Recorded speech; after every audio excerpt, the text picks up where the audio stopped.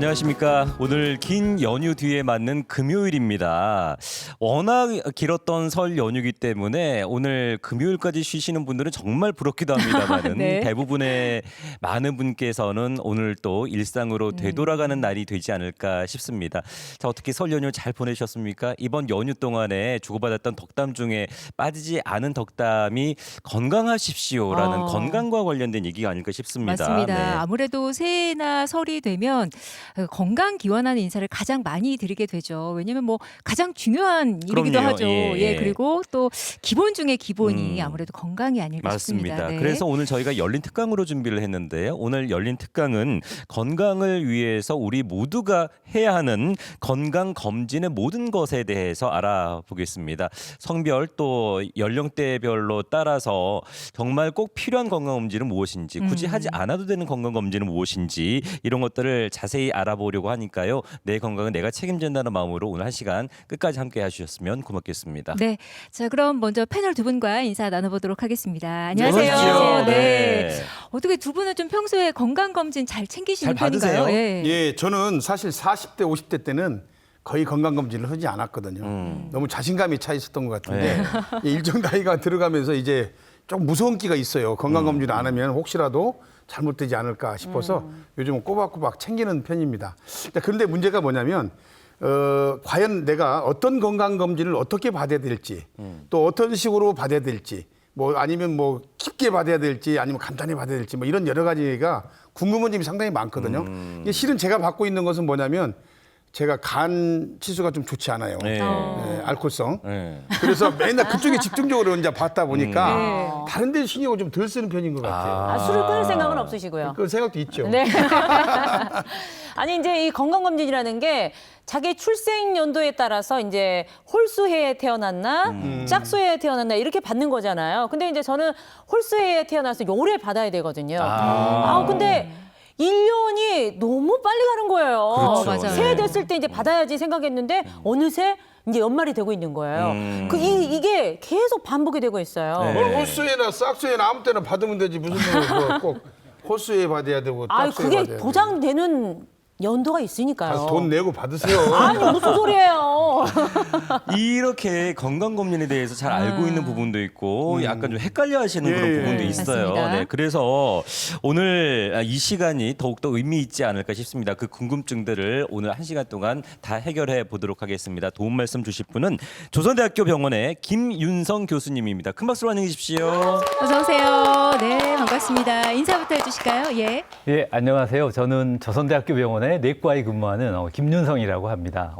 방금 말씀해 주신 대로 오늘은 중요한 문제죠. 우리 건강에 건강검진에 대해서 방금 두 분 패널분들 말씀하신 대로 건강검진이란 무엇인지 또 왜 하는지 또 종류는 무엇인지 또 어떤 게 필수고 어떤 게 또 선택인지 그런 것들에 대한 궁금증에 대해서 예. 오늘 같이 이야기해보는 시간을 갖도록 하겠습니다.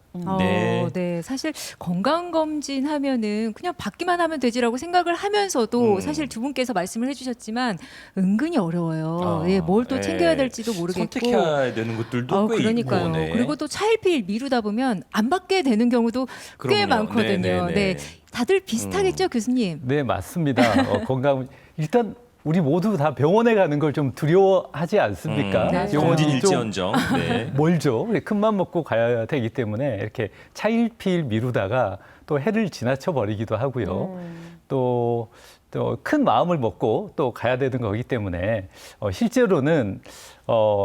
실제로 많이 꼭 다 받아야 되지만 받지 않으시는 분들도 꽤 있기 때문에 반드시 이 자리를 빌어서 꼭 받으시라. 자기 해에 정해진 건강검진은 받았으면 좋겠습니다. 네. 맞아요. 근데 이제 우리 교수님은 직업 특성상 건강검진을 엄청 잘하실 것 같아요. 그죠? 잘 해주긴 모르시는 하는데 본인이 잘 받을 것 같다? 네. 본인 근데 건강검진 그럴 다 것 수시로 같죠? 체크하실 것 그럴 같다고요. 것 같죠? 네. 제가 아는 그 의사분들은 자기 건강검진 잘 안 하는 분들 너무 많아요. 실제로요? 맞습니까? 네, 실제로 그렇습니다. 그리고 어떤- 왜 그러냐면 네. 그 첫째는 바빠서 못 받고 두 번째는 동료 의사한테 나 좀 저 건강검진 해주라고 미안해서 말 못 오고 그래 못 받는 경우가 많아요. 아니 바로 옆에만 가면 바로 받을 수 있잖아요. 진실이 뭔가요, 그러면? 예, 교수님. 맞습니다. 사실 아, 그래요? 전문가이기 때문에 더 받을 것 같은데요. 예. 저희도 이제 뭐 환자를 보다 보면 예. 이게 뭐 바쁘기도 하고 예. 저희도 사실 두렵습니다. 환자한테는 이래라 저래라 이야기를 하기도 하지만 이야. 막상 제가 검사를 받고 뭔가 이상한 게 나오면 어쩌지? 그러면서 미루기도 하고요. 똑같네. 똑같네요. 예, 맞습니다. 중이 제 머리를 잘 못 깎는다고 하잖아요. 네. 우리 감독님 야구 이야기 밖에서 계속 이렇게 사회생활 하시다가 집에 가면 또 야구 이야기 별로 안 하지 잘 안 합니다. 안 하시는 것처럼 저희도 하루 종일 환자들하고 씨름하고 나면 맞아. 별로 건강 이야기를 하고 싶지 않은 게 인지상정이어서 저도 이렇게 되게 건강검진을 이렇게 띄엄띄엄 받아서 또 이 오늘 여기 강의를 준비하면서 좀 반성을 많이 했습니다. 그렇군요. 그럼 같이 알아봐야 되겠습니다, 교수님. 같이. 네. 자, 그러면 건강검진이란 무엇인지 좀 기본 설명부터 들어보도록 하겠습니다. 시작을 해보도록 네. 하지요. 예. 네, 먼저 건강검진이란 무엇인지 간단히 상식적인 수준에서 이야기를 좀 말씀을 드리고요. 당연히 건강 상태를 확인하고 질병을 예방을 하고 조기 발견하는 게 목적이 되겠죠. 그래서 진찰과 이제 의사 선생님 만나서 진찰과 상담을 하는 것도 건강검진이 되겠고요. 또 신체 검사, 또 뭐 우리가 신장 키를 잰다던가 뭐 체중을 잰다던가 또 진단 검사, 우리가 흔히 알려진 혈액 검사라든가 뭐 소변 검사, 뭐 대변 검사까지 이런 검사들을 진단 검사라고 하고요.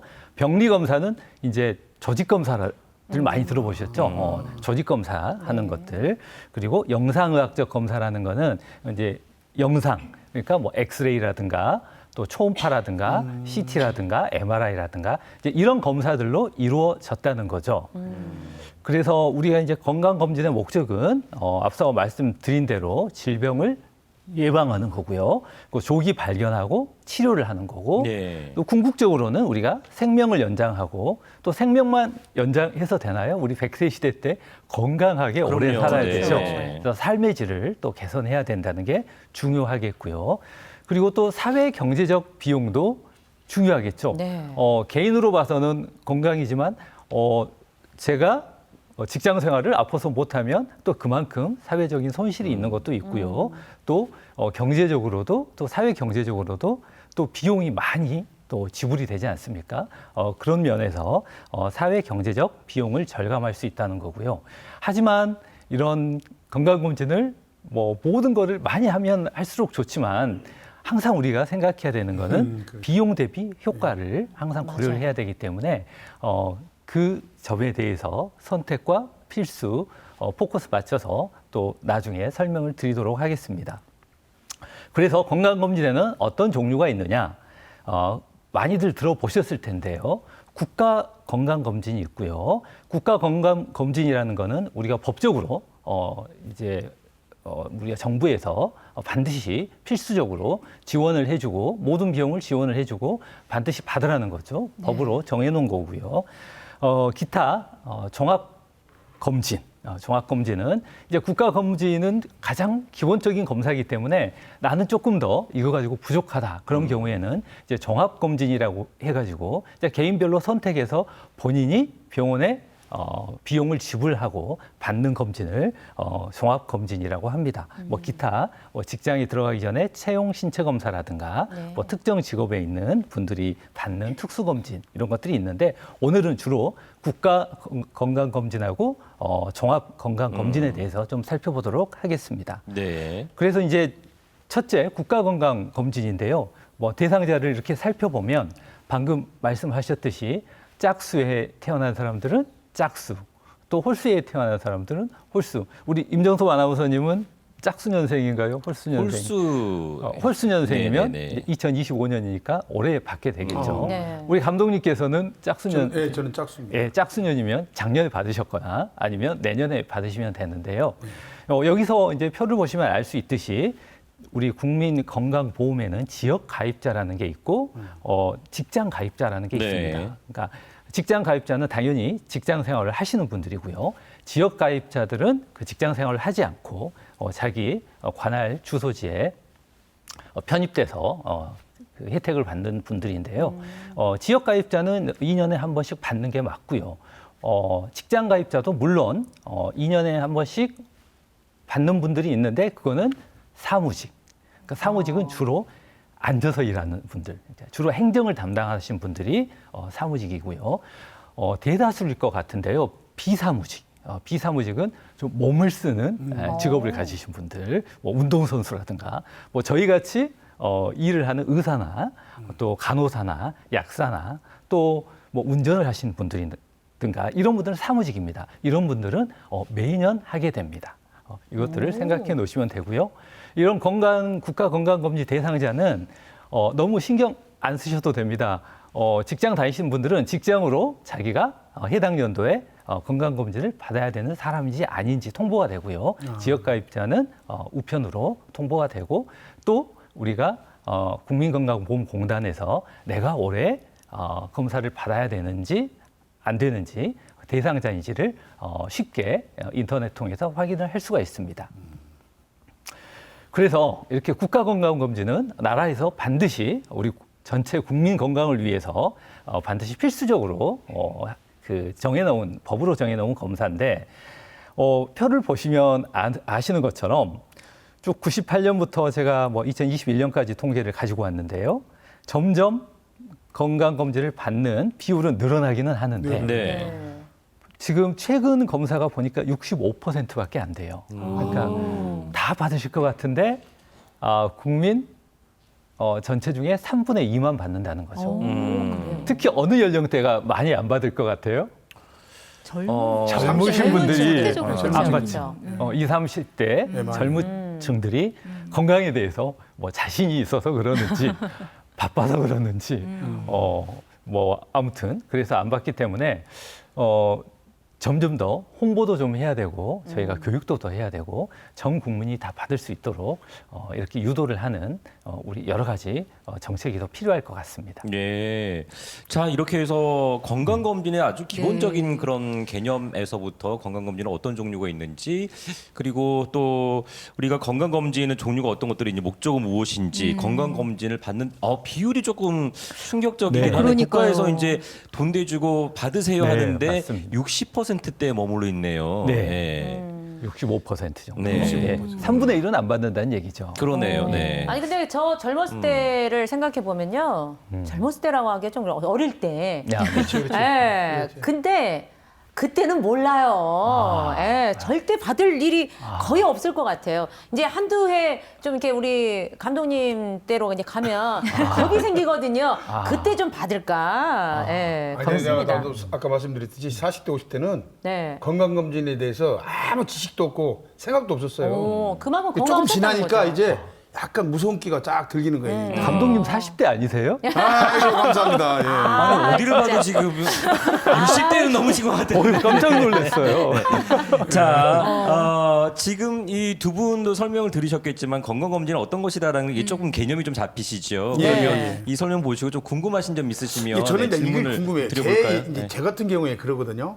저는 지금 아까 말했지만 홀수에 짝수에 있고 이거 받아야 되는데 네. 그걸 타이밍을 놓치고 네네. 제가 짝수에 받아야 되는데 홀수에 받아요. 예, 네. 그럼 짝수에 때는 내가 못 받아요. 또 하나가 넘어가야 되니까. 네네. 그러면 내가 나중에 이것을 소급 적용을 받을 수가 있는 건가요? 이런 네, 것들? 그러신 분들이 너무 많아서요.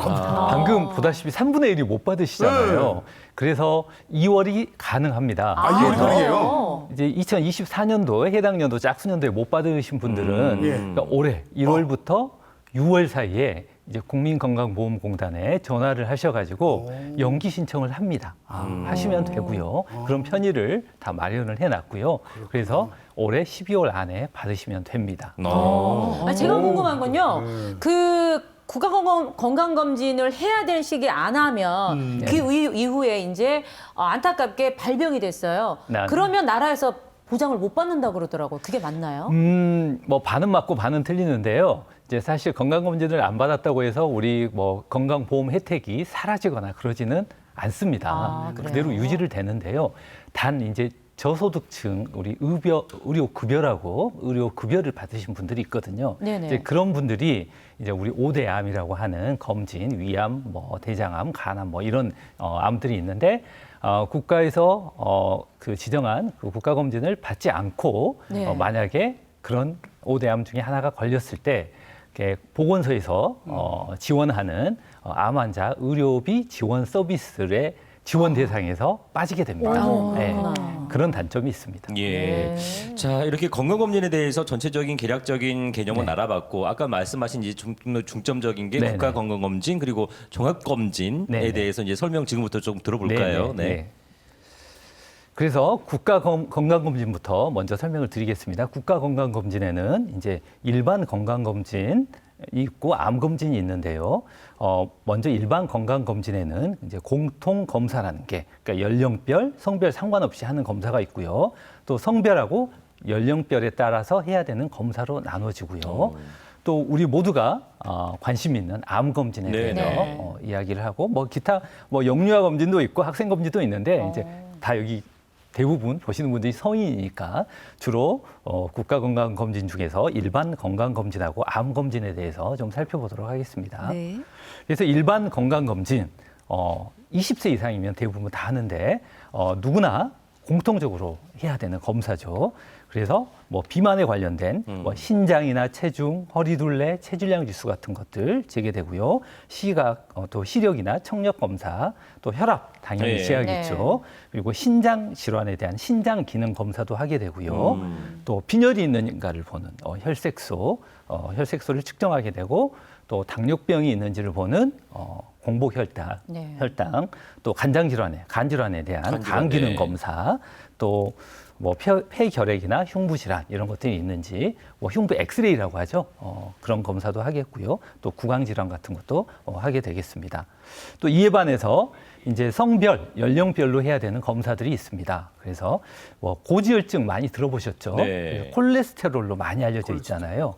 그래서 뭐 HDL, LDL 뭐 이런 콜레스테롤 이야기 들어보셨을지 모르겠는데 HDL은 고밀도 콜레스테롤, 좋은 콜레스테롤이라고 알려져 있고요. LDL 콜레스테롤은 저밀도 콜레스테롤, 나쁜 콜레스테롤 알려져 있습니다. 동맥경화 같은 거를 자주 일으키니까요. 또 중성지방 이런 검사들을 성인 남자는 24세 이상부터 여성은 40세 이상부터 4년 주기로 하게 되고요. 또 뭐 비형 간염 검사, 또 치면 세균망 검사, 치아에 이제 뭐 세균이 있는지 이거 이제 치과에서 하는 거고요. 또 골다공증 검사는 이제 폐경 후에 여성 같은 경우 54세, 66세에 시행하게 되고요. 또 기타 정신건강 검사, 우울증이 있는지 뭐 10년 단위로 하게 되고 생활 습관 평가, 또 노인 신체 검사라는 것들을 뭐 66세부터 또 인지 기능 장애 검사라는 것도 66세부터 하게 됩니다. 네. 와, 근데 아니 제가 건강검진 저도 매년 받고는 있는데요. 네. 이렇게 항목이 많은 네. 줄도 몰랐고 네네. 제가 그렇게 많은 항목을 또 검진을 받고 있었다는 것도 몰랐는데 네네. 이렇게 또 이렇게 보니까 연령대가 높아질수록 아무래도 상대적으로 검사 네네. 항목도 좀 더 다양할 것 같은데요. 네, 그렇습니다. 네. 네. 혹시 두 분은 좀 궁금한 내용 있으면 이게 저는 이제 네. 그런 생각이 들어요. 무슨 국가 건강검진을 받으면 우리가 생각하는 일반적인 아까 말씀하신 콜레스테롤이라든가 네네. 뭐 저 HDL이라든가 뭐 LDL이라든가 예, 예. 이런 검사가 기본적으로 다 거기 들어가 있는 건가요? 아니면 따로 이런 정도도 추가를 해야 되는가? 국가 건강검진이 어느 정도까지가 이게 우리가 그것만 봐도 안심할 수 있는 정도가 되는가? 그게 궁금하거든요, 사실은. 예. 국가 검진이라는 거는 이제 말씀하신 대로 이제 그런 항목들은 제가 앞서 말씀드린 내용은 그야말로 기본적인 검사. 네. 네. 최소 이 정도는 해야 된다. 해야 된다. 이 정도인 검사고요. 물론 거기서 이상 소견이 나오면 또 뭐 1차 병원이나 또 여기서 확진 검사를 받으라고 이렇게 통보가 오기도 합니다.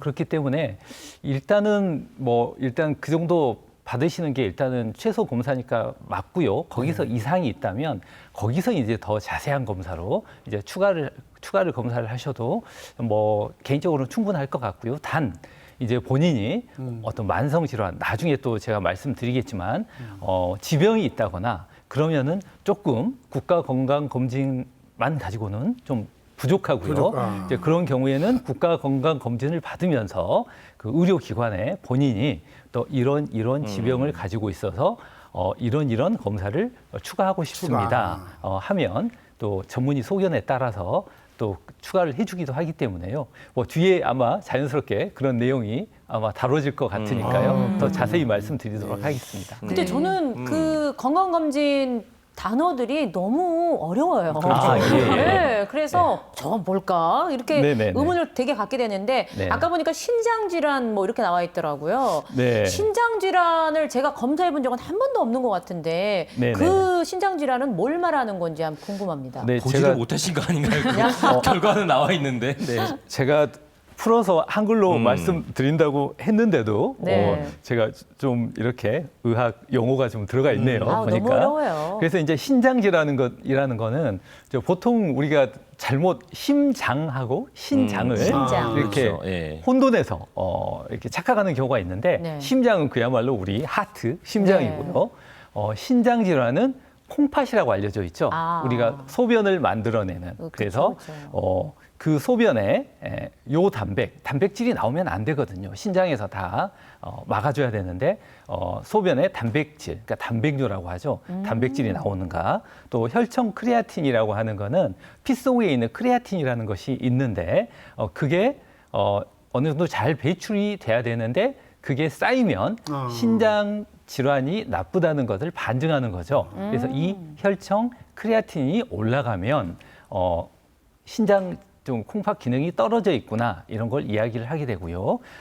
제가 죄송한데 EGFR이라고 써놨는데 이거는 신사구체 요과율이라는 겁니다. 더 어려우시죠? 그러니까 어려워. 다시 한 번만 더 얘기해 주시면. 신사구체 요과율이라는 거는 쉽게 말하면 우리가 신장에서 피를 이렇게 걸러내서 이렇게 소변을 만들어내는데 네. 그러니까 깨끗한 피를 걸러내서 신장에서 걸러내서 소변으로 만들어내는 양이라고 보시면 될 것 같아요. 쉽게 말씀드리면. 네. 그래서 국가건강검진 이렇게 받아보시면 그 수치가 나와 있긴 나와 있어요. 예. 그래서 통상 60 이상이면 뭐 정상으로 보고요. 그러니까 분당 60ml 이상 나오면 정상이다 이렇게 평가를 하는 거죠. 근데 사실 신장 기능도 굉장히 중요한 거죠. 신장 기능이 떨어지게 되면 여러분들 뭐 혈액 투석을 한다거나 복막 투석을 한다거나 그런 이야기 많이 들어보셨잖아요. 당뇨나 고혈압 있는 분들이 신장이 망가지는 경우가 많기 때문에 이 신장 기능 검사도 굉장히 중요합니다. 좋은 질문을 하신 것 같습니다. 아니 그러면은 저희가 갔을 때 이제 소변 검사하잖아요. 네네. 그 소변 검사로 저걸 다 확인할 수 있는 건가요? 소변 검사와 혈액 검사 같이. 예. 그렇죠. 방금 이렇게 제가 적어놓은 항목은 국가건강검진에 나와 있는 검사만으로도 충분히 확인을 할 수가 있는 거죠. 그렇군요. 물론 거기서 더 이상이 있으면 더 자세한 검사로 네. 이제 들어가게 됩니다. 아까 그 간염과 관련된 그런 검사도 있는 건가요? 간염과 네. 그렇죠. 오. 예, B형 B형 간염 간염에 검사인데 대해서는 기본적으로 간염하면은 A형, B형, C형이 있는 거로 알고 있는데 지금 네네. 저거 나온 거는 B형 국가검진에서 간염 B형만 검사만 하네요. 네네 아주 좋은 아무튼 질문이시고요. 우리가 이제 간염 검사는 뭐 A형, B형, C형 많이들 이제 들어보셨을 거예요. 근데 맞아요. B형 간염이라는 게 일단 우리나라에 유병률이 굉장히 많고요. 그리고 만성 질환이고요. 또 암을 일으키기도 하고요. 그래서 B형 간염 검사는 필수적으로 들어가 있고요. 이제 과거에는 우리가 태어날 때, 그러니까 어머니가 B형 간염을 가지고 있을 때 신생아 태어나면서 어머니로부터 대부분 그 간염이 전염이 되게 됩니다. 그래서 그래요? 과거에 뭐 20년, 30년 전에는 거의 B형 간염이 뭐 유병률이 우리 10사람당, 우리나라 10사람당 1명 정도 될 만큼 굉장히 문제가 됐는데 물론 요즘은 뭐 백신이 개발돼서 신생아 때부터 높기 때문에 네. 많이들 감소 추세긴 한데 그럼에도 불구하고 B형 간염의 유병률은 지금도 5% 가까이 높고 그게 간 경화나 간 암이나 이런 것들을 일으키고 만성 쪽으로 많이 가기 때문에 반드시 검사를 해야 되고요. C형 같은 간염 같은 경우는 물론 하면 좋죠. 하면 좋지만 이거는 해도 백신이 없어요. 백신이 없기 때문에 우리가 굳이 우리가 국가 건강 검진에 놓는 건 비용 대비 효율을 따졌을 때 조금 떨어지지 않느냐. A형 검사 같은 경우는 우리 한 50대를 기준으로 해서 대부분 옛날에는 우리가 옛날 못 살던 세대에는 우리가 그 위생 상태가 좋지 않았잖아요. 네. A형 간염은 그때 대부분 어렸을 때 항체가 생깁니다. 하지만 이제 젊으신 분들은 요즘 우리나라가 굉장히 경제가 발전하면서 위생 상태가 좋아졌잖아요. 네. 그래서 80년 이후에 태어나신 분들 또 최근 20, 30대 이런 분들은 이제 항체가 없는 경우가 좀 많아서요. 그런 경우에는 이제 좀 문제가 되기도 하지만 요즘은 신생아 검진에 12개월 태어나자마자 12개월, 18개월에 필수 백신으로 맞기도 하고 또 이건 만성으로는 잘 가지가 않습니다. 그런 차원에서 비형 간염을 일단은 필수적으로 넣어놓은 겁니다. 근데 저거를 보면은 네네. 성별 연령대별 검사잖아요. 이제 비형 네네. 간염 검사랑 치명세막균 세균만 검사는 40세인데 네네. 40세 되는 해 하는 건가요? 아니면 40세 이상이면은 뭐 다 대상이라는 말인지 놓치면 어떻게 되는 건지. 이제 40세 이상부터 하게 되고 이상이 있는 경우에 검사를 해서 이상이 있는 경우에는 이제 6개월에서 그러니까 6개월 정도 단위로 더 자세한 검사를 이제 하게 되는 거죠. 그러니까 건강한 뭐 특별한 이상이 없는데 계속 하는 건 아니고요. 예. 이상이 있을 때 40세 이상이 대상이 된다. 이상이 있을 때. 또 이제 하나만 저 물어보고 싶어. 궁금한 게 너무 많네요. 예. 시간이 오늘 다 될랑가 모르겠네요. 여기 보면은 66세 이후에 노인 신체 기능 검사가 예. 있는데 예. 처음 들어봤어요.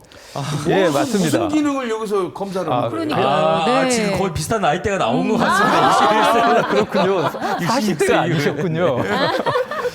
말 그대로 아. 노인 신체 기능이니까요. 예. 그러니까 우리가 이제 연령이 높다 보면 혼자서 이제 생활하기가 힘드신 분들이 있잖아요. 기본적인 생활, 뭐 옷을 혼자 입는다거나 또 뭐 대소변을 우리 화장실을 혼자 잘 못 간다거나 또 목욕을 혼자 못 한다거나 혼자 외출을 못 한다거나 뭐 혼자서 이렇게 식사 같은 걸 준비를 못 한다거나 또 낙상 같은 것들이 위험이 있다거나 이런 것들을 설문조사를 해가지고요. 그 기능 평가를 하고요. 이제 이런 분들을 위해서 한 65세 이상이고 만성질환이 있거나 이런 분들은 의사소견서를 통해서요. 장기요양 보험 서비스라는 데 대해서 그러니까 장기요양 방문 서비스 같은 것들을 지원하기도 합니다. 그래서 이런 것들을 위해서 이런 검사들을 하고 우리나라 굉장히 복지가 좋아지고 있습니다. 저런 거를 예. 국가검진으로 다 하는군요. 네. 자, 오늘 여러 가지 정보를 얻고 있는데 열린특강 오늘은 건강검진 어디까지 알고 계십니까? 라는 것을 주제로 해서 조선대학교 병원 김윤성 교수와 함께하고 있습니다. 자, 이번에는 뭐 종합검진 그리고 국가검진까지 알아봤는데 이번에는 가장 관심사이지 않을까 암검진에 대해서 좀 소개를 들어볼까요? 네. 모두가 다 공포를 가지고 계시죠. 네. 암이라 하면. 그래서 예. 건강검진 받기가 늘 맞아요. 부담되는 맞습니다. 게 바로 암검진 때문에. 모두의 공통 예. 사항인 것 같고요. 그래서 암은 이제 뭐 우리나라 사망률의 1위죠. 뭐 타의 추종을 불허하게 1위고요. 그래서 우리나라 암 발생 순위를 좀 제가 가져왔어요. 예. 그래서 남자 같은 경우는 폐암이 1위고요. 2위가 전립선암, 3위가 대장암, 위암, 간암 순이고요. 여자분들 같은 경우는 유방암, 또 그다음에 갑상선암, 대장암, 폐암, 위암, 췌장암 순입니다. 근데 이게 암 발생 순이고요. 말 그대로 순이고. 근데 우리가 궁극적으로는 암 발생도 중요하지만 사망자, 암이 발생해서 사망자 수는 이렇게 남자를 기준으로 봤을 때 1위가 폐암입니다. 폐암이고요. 2위가 우리가 발생률로는 5위였는데 간암이 올라와 있고요. 그다음에 대장암, 위암, 뭐 췌장암, 담도암 순으로 나와 있고요. 여자분들 같은 경우는 폐암이 역시 1위입니다. 그리고 대장암, 췌장암, 발생률 1위였던 유방암은 4위로 4위군요. 올려놨고요. 네. 기타 간암이나 담낭, 담도암 이렇게 순위를 보이고 있습니다.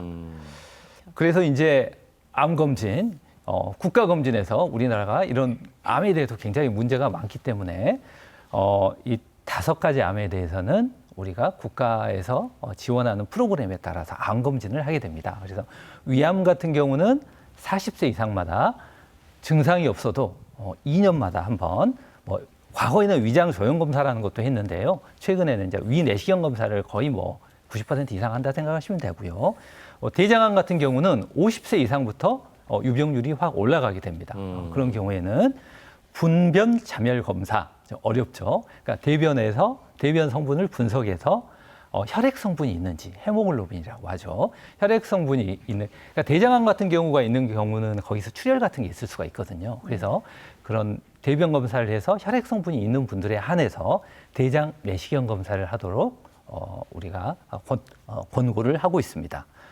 그리고 세 번째로 이제 간암인데요. 아까 말씀드렸다시피 40세 이상 간암 발생 고위험군. 여기서 고위험군이란 게 뭘까요? 고위험군, 간암 발생에 발생 고위험군. 아까 말씀드렸던 비형 간염이라든가 간경화라든가 또 알코올성으로 온 간경변증이라든가 또 뭐 C형 간염 뭐 이런 것들이 고위험군이고 이런 분들한테는 6개월에 한 번씩 간 초음파와 혈액 검사로 암 표지자 검사, 암을 추측해낼 수 있는 혈액 검사가 있습니다. 나중에 또 설명을 드리겠습니다. 이런 검사를 하게 되고 여성들 같은 경우는 유방암은 40세 이상에서 2년마다 유방 촬영 검사, 엑스레이와 같은 그런 검사를 하게 되고요. 자궁경부암은 20세 이상부터 2년에 한 번 자궁경부 세포암 검사를 하게 됩니다. 방금 말씀드린 내용은 국가검진에 다 포함되어 있는 필수 검진이고 예. 이것만 가지고 부족하다, 나는 불안하다 그런 분들에 대해서는 이제 흉부 CT를 찍는다거나 뭐 복부나 골반 CT 같은 경우 여기는 나와 있지 않지만 뭐 복부 초음파 같은 경우도 할 수 있겠고요. 또 앞서 말씀드렸던 암 표지자 검사라는 것, 특정 암에서 그 암에서 분비되는 물질이 있습니다. 그게 혈액 속을 돌아다니거든요. 그래서 그거를 찾아내는 그래서 일부 그러니까 간암이나 대장암이나 췌장암, 난소암, 전립선암 뭐 이런 암들은 암 표지자 검사를 시행해 보기도 합니다. 그리고 PET 시트라고 많이 알려졌는데 요즘 많이 홍보도 되고 광고도 된 것 같은데 뭐 들어보셨을지 모르겠지만 예. 전신을 다 찍어서 암이 있는지를 보는 검사, 굉장히 고가의 검사입니다. 이런 그런 것도 검사를 있습니까? 하기도 하고요. 또 암 유전자 검사라는 것들을 또 시행해 보기도 합니다. 뭐 기타 갑상선 초음파라든가 유방 초음파, 질 초음파, 남성들 같은 경우는 전립선 초음파 뭐 이런 것들을 시행해 보기도 합니다. 이게 암 검진에 대해서 알아봤는데 제가 좀 인상 깊었던 거는 그 네네. 폐암 사망자 수가 제일 네네. 많았어요. 네네. 좀 그런 이유가 있을까요? 네, 폐암이 암 중에서도 굉장히 안 좋은 암이죠. 일단 그 아까 보시다시피 암 순위에서도 굉장히 예. 상위권을 차지하고 네. 있고 아직까지도 치료제가 많이 나와 있기는 하는데 그럼에도 불구하고 완치가 되기가 참 힘든 것 같고요. 또 5년 생존율이 전반적으로 봤을 때 우리 암 환자를 대부분 뭐 이렇게 이야기할 때 5년 생존율이라는 많이 들어보셨잖아요. 네. 5년 생존율을 따져봤을 때 10%가 되지를 않습니다. 그래서 좀 안 좋은 암이죠. 네. 그렇군요. 감독님은 굉장히 골똘히 또 들으셨어요. 막 체크를 하시면서 오늘 지금 되게 심각하세요. 네. 네. 예. 아니 심각할 수밖에 없는 게 아까 보니까 간암이 2위예요. 아까 네네. 간 얘기 잠깐 예, 저는 이제 말씀하셨네. 그 아무래도 이제 음주를 좋아하니까 네네. 예, 늘 간 그 컨디션에 대해서 좀 신경을 많이 쓰는 편이고 네네. 검증을 받아도 간에 관련해서 많이 더 이게 피 검사 같은 것도 네네. 수치를 많이 보는 편이고 좀 안 좋으면 또 약들이 이렇게 복용도 하고 하거든요. 네네. 근데 여기 보니까 남자의 암 사망 이유가 간암이 들어있으니 안 불안할 수가 없고 제가 꼼꼼히 안 볼 수가 없지 않습니까? 네네. 그렇습니다. 그러니까 뭐 남자들 이제 뭐 음주 같은 것들도 되게 많이 하시고 특히 이제 뭐 비형 간염 같은 그 복균자들은 굉장히 간암에 대해서 고위험도이기 때문에 조심을 하셔야 되는 건 맞아요. 그래서 사실은 남자 같은 경우는 간암이 발생률로는 한 5위 정도로 밀려 있는데 오히려 위암이나 대장암보다 사망률은 이렇게 올라가는 게 사망률이 높아요. 예, 마찬가지로 치료에 대해서 조금 더 아직까지는 위암이나 대장암에 비해서 조금 치료 방법들이나 이런 것들이 더 덜 개발되지 않았느냐 좀 그런 영향들도 좀 있습니다. 아니, 저는 네. 그 예전에는 건강검진 할 때는 그냥 편안했었거든요. 근데 요즘에는 혹시 맞아요. 뭐 이런 생각이 들어요. 예. 그리고 이제 저는 목을 쓰는 직업이다 보니까 갑상선 쪽을 이렇게 올해는 초음파도 해보고 이렇게 많이 피 검사도 해보고 해봤거든요. 근데 네네. 다행히 이상은 없습니다만 아까 보니까 또 사망자에는 또 그 갑상선 암이 없더라고요. 네, 그렇습니다. 네. 그러니까 갑상선 우리 암은 되게 유병률은 높아요. 네네. 우리나라 암 중에서 가장 많다고 할 만큼 남녀 통틀어서 통계를 내보면 갑상선 암이 1위인데 갑상선 암 자체는 착한 암입니다. 그래서 대부분은 1기 같은 경우는 한 97%까지는 야. 5년 생존율도 아니에요. 갑상선 암은 착한 암이기 때문에 10년 생존율을 따집니다. 그래서 뭐 1기 같은 경우는 97%까지 거의 다 사는 거고요. 뭐 2기가 돼도 85%, 3기가 돼도 거의 한 70% 가까이 네. 살기 때문에요. 그래서 조금 다른 암에 비해서는 착합니다. 예, 물론 검진이 필요하기는 하지만 그래서 필수암 검진에도 좀 들어가 있지 않는 거죠. 그 암검진과 관련해서 상당히 좀 스트레스도 많이 받고 맞아요. 걱정도 많이 되시고 할 텐데 조금 전에 보셨다시피 남녀 그 구분을 보니까 대장암도 거의 맞아요. 양쪽에도 예. 3위에 있는 것 같더라고. 그만큼 발병률이 높은 것 같긴 한데 네네. 대장암은 대장 내시경만 규칙적으로 해도 어느 정도 예방이 가능하다고 우리가 판단을 해야 되는 건지 그것도 좀 궁금하네요. 네, 맞습니다. 사실 이제 국가건강검진 그 항목에 위암 대장암이 들어가 있잖아요. 예. 그만큼 우리가 유병률도 많다는 거고 또 들어간 이유가 우리가 검진을 통해서 조기에 진단했을 때 우리가 그 효과도 치료할 수 있는 효과도 굉장히 높아진다는 거죠. 그래서 사실은 우리가 뭐 우스갯소리로 게으르지만 않으면 위암 대장암은 잘 안 그러니까 걸려도 우리가 치명적으로 우리가 나쁜 결과를 가지지 않을 것 같다 이런 이야기를 많이 하는데요. 그럼 검진만 잘 받으라는 그렇죠. 말씀이신가 게으른다는 말이. 그래서 이제 대장암 같은 경우에는 5년마다 하라고 하는 이유가 이제 대장암이 만약에 발생이 됐더라도 대장암이 이제 커가는 과정이 이제 암으로 발전을 하려면 그러니까 통상은 뭐 통계마다 다르긴 하는데 1년에 한 0.5mm, 그러니까 1cm 반이죠. 아니 1cm 반도 아니고 0.5mm니까 0.5mm. 굉장히 작은 거죠. 그래서 그게 이제 암으로 우리가 육안으로 보이는 암으로 인식을 하기까지는 5년에서 10년이 걸린다고 합니다. 짧게는 5년, 길게는 10년. 그래서 한 5년 정도에 한 번 하면 적당하지 않을까. 그렇게 모든 우리 학회나 이런 데서 그렇게 가이드라인을 제시하고 있고요. 그렇지만 대장 내시경 검사를 했을 때 이제 우리 폴립, 뭐 용종이라고 많이 알려져 네. 있죠. 네. 이제 그런 것들의 개수가 또 많거나 또 크기가 크거나 그런 경우에는 3년에 한 번 하라고 권고를 하고 있습니다. 그래서 네. 특별한 이상이 없고 뭐 용종이나 이런 것들이 크지도 않고 개수도 적다면 5년에 한 번 하는 게 맞고요. 좀 이상이 있다 그러면 3년에 한 번 하는 걸 권고를 하고 있습니다. 그러니까 검진만 잘 받아도 충분히 네, 예방이 물론입니다. 된다. 네. 대장 내시경 하면서 이거 어. 용종 제거도 하지 않습니까? 네, 맞습니다. 예. 그래서 네. 용종을 제거하고 조직 검사를 반드시 하고요. 그렇죠. 그거에 따라서 나중에 의사 선생님들이 이제 다음에 5년에 받아도 될 것 같습니다. 아니면 3년에 판단을 받아도 될 하시는구나. 것 같습니다. 예. 저는 이게 좀 궁금하거든요. 췌장암. 네네. 췌장암은 이 발견됐을 때 이미 말기라는 얘기들을 많이 하거든요. 네. 맞아요. 예. 근데 뭐 대장이나 위암은 뭐 초기 이런 것도 이제 말을 많이 하는데 췌장암은 거의 발견하면 말기다. 뭐 이런 네. 이야기들이 있는데 네.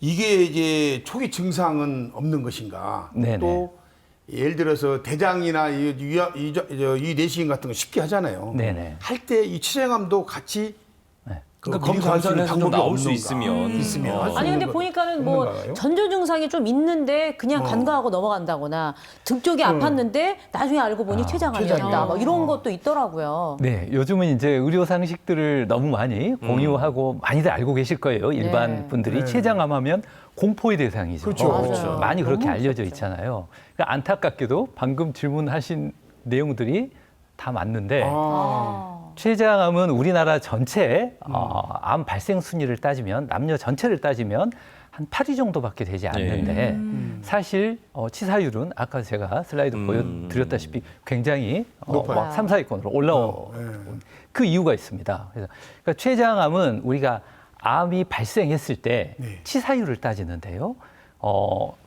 그 5년 생존율을 따져도 뭐 8%, 5%, 뭐 이 정도까지 좀 떨어져 있게 되고요. 그러니까 그 이유는 일단 진단도 힘들고 그 증상 자체도 일단 뭐 있죠. 전조 증상이 있는데 뭐 대표적인 게 뭐 상복부 통증, 또 뭐 소화가 안 된다거나, 네.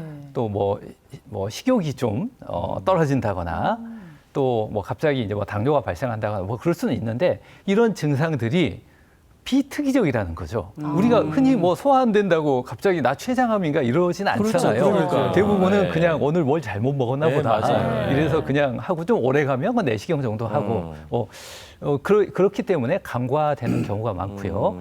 그리고 진단하는 방법도 뭐 위 내시경이나 대장 내시경처럼 이렇게 진단할 수 있는 방법이 많이 없습니다. 이제 뭐 CT 정도를 찍으면 이제 아주 초기에 조금 뭐 발견을 할 수도 있다고 하는데 우리가 조영제를 뭐 매번 맞고 뭐 한 달에 한 번씩 CT를 찍을 수도 없는 이야기고요. 그리고 일단 만약에 그 췌장암이 발생을 하면 췌장암 자체가 전이가 많이 된다고 그래요. 전이라는 이야기 제일 들어보셨어요? 무섭죠. 제일 무서운 얘기죠. 암 자체는 이제 치뮤가 전이라고 하는데 치뮤는 그 주위에 그냥 이 직접 이렇게 쭉쭉쭉 이렇게 커져가는 거고 말씀 그대로 이렇게 그 퍼져나가는 거고 전이는 먼 곳까지 네. 혈액을 통해서 뭐 임파선을 통해서 이렇게 퍼져가는 거기 때문에 췌장 주위에 혈관이 굉장히 많습니다. 그래서 발생하는 순간 혈관을 타고 간이나 폐나 또 뼈나 이런 데로 이미 전이가 네. 빨리 돼버리기 때문에 지금까지도 정말 난치병으로 의사들 사이에서도 정말 골치 아프고 정말 방법이 아직까지는 뚜렷한 방법이 없는 골치 아픈 암이라고 할 수 무섭네요. 있겠습니다. 네. 네, 무섭습니다. 이제 조영제 써서 1년에 한 번 정도 하는 것도 괜찮겠네요. 뭐 괜찮습니다. 저는 네. 개인적으로요. 1년에 한 번 조영제, CT 조영제 자체가 CT 한 번 우리가 조사 하면 피폭량이라고 하잖아요. 한 6에서 7 시버트라고 이야기를 합니다. 우리 뭐 후쿠시마 뭐 이런 우리 원전 사태 났을 때 뭐 시버트라는 이야기를 많이 들었을 텐데 피폭량의 단위인데요.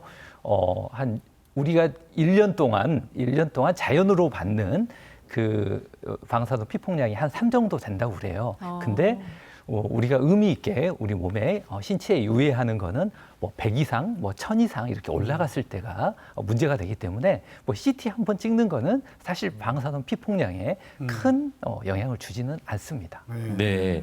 자, 이렇게 암 검진과 관련해서 또 암과 관련해서 여러 가지 내용까지 알아봤습니다. 이렇게 뭐 열린 특강 올해 새해를 네. 맞아서 또 건강 관련된 주제로 이어가고 있는데요. 이번에 다룰 내용 역시 관심이 좀 많이 가는 그런 부분입니다. 만성 질환과 체질량 지수에 관한 내용을 준비하셨다고요. 네, 이제 암과 더불어서 우리 과거에는 만성 성인병 뭐 이렇게 이야기를 많이 했잖아요. 예. 그래서 우리 전 국민 지금 전쟁이 일어나고 있는 비만, 다 해당이 되지 않을까 싶어요. 비만, 네.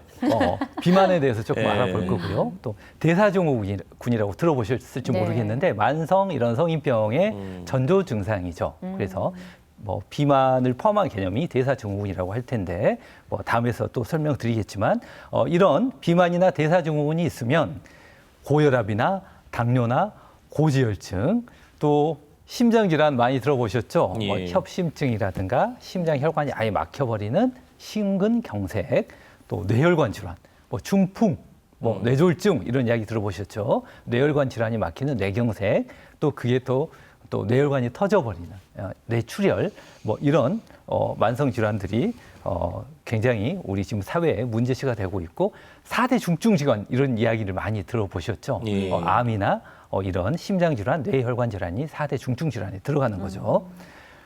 그래서 먼저 비만에 대해서 살펴보면 체질량 지수라는 것들 한번 들어보셨어요? 언뜻 들어보셨을 것 같은데 이제 공식이 있어요. 이거는 우리 체중을, 우리 킬로그램 체중을 신장을 제곱미터로 환산해서 나눈 거죠. 그러니까 175cm면 미터로 환산하면 1.75죠. 그러니까 네. 1.75의 그 제곱 이거를 체중으로 나누는 것. 네. 머리 좋으시니까 막 다 돌아가고 계시죠? 자기 체중 너무 당기는 어려워요.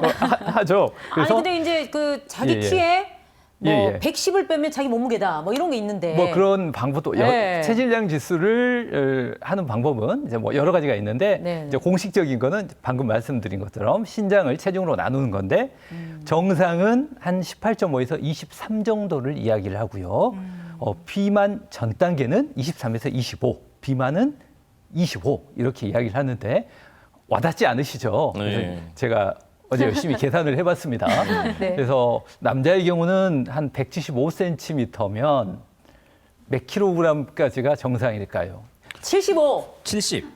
70이죠. 아, 그래요? 70을 내보면 한 22.8 정도가 나오더라고요. 그러니까 아. 남자 175cm에 70이 넘어가면 비만. 비만 전 단계. 아우, 그렇구나. 전 단계다. 예. 이렇게 생각하시면 되고요. 나는 초비만이네요.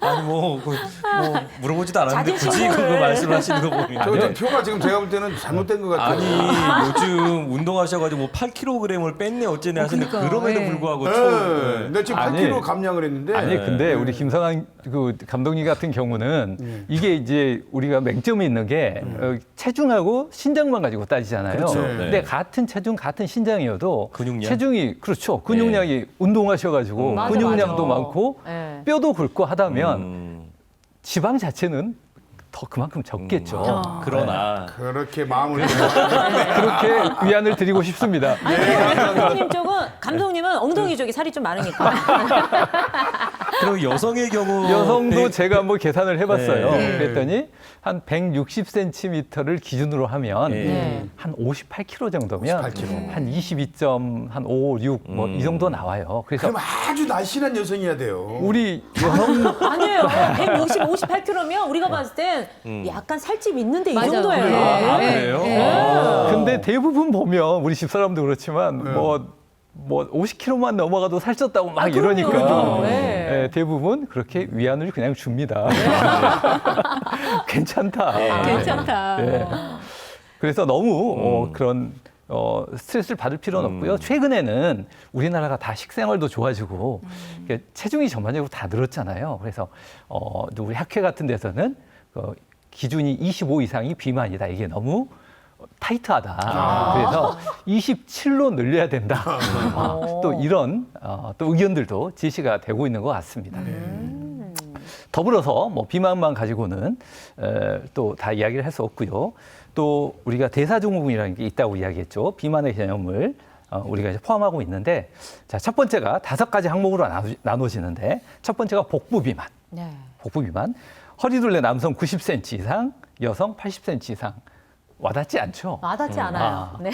우리는 대부분 인치로 따지잖아요, 그러니까요. 바지를. 그래서 90이면 제가 또 열심히 계산을 해봤더니 35.5인치 정도 돼요. 35, 6, 36. 여성분들 80이면 31.5인치 정도 되더라고요. 그래서 대부분 제가 좀 쭉 찾아보니까 우리나라 옷 사이즈가요. 네. 라지가 34예요.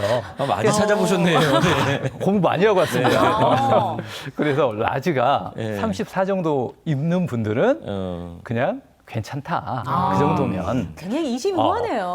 근데 엑스라지가 36이에요. 뭐 입으세요? 뭐 사이즈? 36입니다. 네. 그래서 엑스라지가 36, XX라지가 38이더라고요. 또 여성분들 같은 경우에는 이제 스몰이 30이고요. 미디움이 32더라고요. 그래서 미디움 이하를 입으신 분들은 미디움 정도 입으시면 뭐 복부 비만은 아니다. 이렇게 알고 계시면 될 것 같고. 아니 근데 저는 S를 입는데도 불구하고 저기 검진을 하면 비만으로 나옵니다. 복부 비만이 나와요. X를 입으신다고요? S. S. 네. 예. 뭐 일단 뭐 차이가 있는 걸로. 빳빳해도 그런 분들은 이제 또 지방 자체가 많으신 아, 분들 안 좋은 말 안 좋은 말 아닌가요? 지방이 김성환 많다는 교수, 거는 김성환 네. 감독님의 또 반대 이렇게 하고 있어요. 아니 이제 아까도 저 같은 아니 경우에는 스스로를 디스를 하시는 저 같은 경우는 이게 이제 이 뼈가 예, 굽다고 예. 그래요 이렇게. 그러니까 예. 그렇게 빠져나가신다고? 한지 빠져나가야죠. 근데 그러니까 이게 사이즈가 클 수밖에 없는 거예요 이게. 예, 예. 옷 이쁘게 입고 사람들에게 보이게 때 뚱뚱하게 안 보이게 하려면은 예, 예. 완전히 뼈만 남아야 돼 이게. 무슨 뭐 사람 뼈가 굵어가지고 그런데- 얼마나 차이가 나겠어요. 이게 통뼈라는 말이 있지 않습니까? 알겠습니다. 뭐 이거 예. 단순 체중과 신장이 그렇다는 얘기니까요. 그냥 시비 걸지 나름대로 마시고요. 나름대로 그냥 정신승리하시면 예. 됩니다. 예. 혈압 얘기 잠깐만 하고 할까요? 예, 예. 두 번째는 혈압이고요. 예. 130 수축기라고 하죠. 위의 혈압 130, 아래 혈압 85 이상이면 좀 혈압이 좀 상승됐다. 이렇게 이야기를 하고요. 물론 고혈압의 기준과는 틀립니다. 고혈압은 140에 90이고요. 또 혈당이 좀 공복 혈당이 100 이상 올라간 경우, 또 콜레스테롤 이야기 다시 나오죠. 여기서 말하는 콜레스테롤은 고밀도 콜레스테롤, 좋은 콜레스테롤입니다. 그래서 남자 같은 경우는 40 미만이면 안 좋은 거고요. 여성분들 같은 경우는 50 미만이면 안 좋다. 통상은 60 이상이면 좋다 이렇게 이야기하고요. 중성지방, 중성지방이라는 또 콜레스테롤 측정할 때 같이 하는 항목이 있는데 이게 150 이상. 일 때 의미가 있다고 하는데 방금 말씀드린 이 다섯 가지 중에서 세 가지 이상이면 대사증후군이고 또 이런 대사증후군을 가지고 있는 분들은 만성 성인 질환으로 갈 확률이 많다. 그래서 조심해라. 이렇게 권고를 하고 있습니다. 네. 네, 그 건강검진과 관련된 내용 중에서 저희가 만성질환 또 비만 기준 대사증후군 뭐 이런 것까지 알아봤는데 궁금한 것이 만성질환자들은 국가건강검진을 뭐 그냥 받겠지만 그 외에 평상시에도 그러면은 이렇게 좀 네네. 위험하면은 주기적으로 자기 몸을 체크하는 입장에서 주기적으로 검진을 받는 게 좀 필요하지 않을까 싶기도 하거든요. 네, 맞습니다. 그래서 건강검진에 이제 있지 않는 항목 중에서 이렇게 만성 질환이 결국 제가 서두에 말씀드렸던 심장 혈관 질환 또 뇌혈관 질환 같은 것들이 결국은 우리 굉장히 무서운 질환들이기 때문에 그런 심장 검사, 뭐 심전도 검사라든가 심초음파 검사라든가 또 심장 혈관을 이렇게 볼 수 있는 뭐 심장 MDCT라는 그런 검사도 있겠고요. 또 뭐 뇌혈관 질환을 또 미리 보는 또 뇌혈관 CT 조영술을 한다던가 또 MRI를 찍은다던가 MRI와 함께 혈관을 보는 뭐 MRA를 해본다던가 또 이런 경동맥 초음파 같은 거를 통해서 나의 콜레스테롤 양이 어느 정도인지 보는 그런 검사들도 추가를 해보시면 좋을 것 같고요. 그리고 더불어서 당화혈색소라고 들어보셨죠? 당뇨가 예. 있는 분들 그런 분들은 당화혈색소 같은 그런 검사도 해보는 것을 추천을 드립니다. 예. 그러면은 올해 내가 받았던 건강검진 결과를 가지고 또 의사 선생님과 상의를 해가지고 네, 맞습니다. 어떤 사항을 선택을 할 것인지 이걸 그렇습니다. 체크하는 것도 중요하지 않을까 네, 맞습니다. 싶네요. 전문가의 도움을 좀 받으시는 게 좋을 것 같습니다. 네네네. 자, 오늘 이렇게 건강검진에 대해서 알아봤는데 너무 시간이 짧아가지고 그러니까요. 예. 궁금한 점이 너무 많은데 오늘 좀 아쉽긴 합니다. 네. 그럼에도 불구하고 끝으로 다시 한번 정리를 좀 해주시나면요. 네, 그래서 연령대별 건강검진의 필수 항목에 대해서 좀 표로 정리를 해봤는데요. 뭐 모든 검사를 다 할 수 있으면 좋겠죠. 하지만 이제 필수적으로 해야 되는 검사, 국가건강검진 그리고 선택검진 간단히 말씀드렸는데요. 일단은 뭐 40대를 기준으로 한다면요. 이제 5대양 검진이 40대부터 대장암 검진을 제외하고 40대부터 많이 시작이 되니까 5대양 검진을 포함해서 만성질환 검진을 하는 게 좋겠고요. 이제 이때부터 아까 말씀드렸던 비만이라든가 대사질환 같은 것들이 시작되기 때문에요. 그리고 50대로 넘어가면 이제 그 아까 말씀드렸던 대장암 검진 시작된다고 말씀을 드렸죠. 그리고 이런 만성 질환의 전조 증상이 50대부터 드디어 나타나기 시작하죠. 유병률이 이제 증가하는데 심장 또 뇌 혈관 질환에 대한 검사들을 좀 신경 써서 하시는 게 중요할 것 같고요. 또 60대로 가면 나이가 나이니만큼 뭐 모든 만성 질환과 암이라든가 이런 것들이 많이 발생을 하기 때문에 이런 것들을 좀 더 주기적으로 자세히 신경 써서 하시는 게 중요할 것 같고 또 요즘은 빨리 또 노인이 되면 나이가 들수록 또 뭐 치매라든가 우울증 같은 것들이 걸리기 때문에 이런 것들에 대해서도 조금 검진을 받아보시는 것들을 추천을 드리고 있습니다. 그래서 이제 뭐 정리를 하자면 이제 제가 주로 이렇게 뭐 이렇게 몸에 대해서 말씀을 드렸는데 몸과 더불어서 마음이 굉장히 중요하죠. 모두가 다 아시는 것처럼. 그래서 몸과 마음이 건강한 삶이 뭘까? 너무나 당연하고 기본적인 이야기지만 다시 한번 강조를 좀 표를 그 슬라이드를 통해서 말씀을 강조를 하고 싶어서 가져왔습니다. 주기적인 건강검진 오늘의 주제죠. 저도 많이 반성을 하고 있고요. 네, 주기적으로 네. 반드시 받아야 되고요. 그리고 건강검진만 하면 뭐합니까?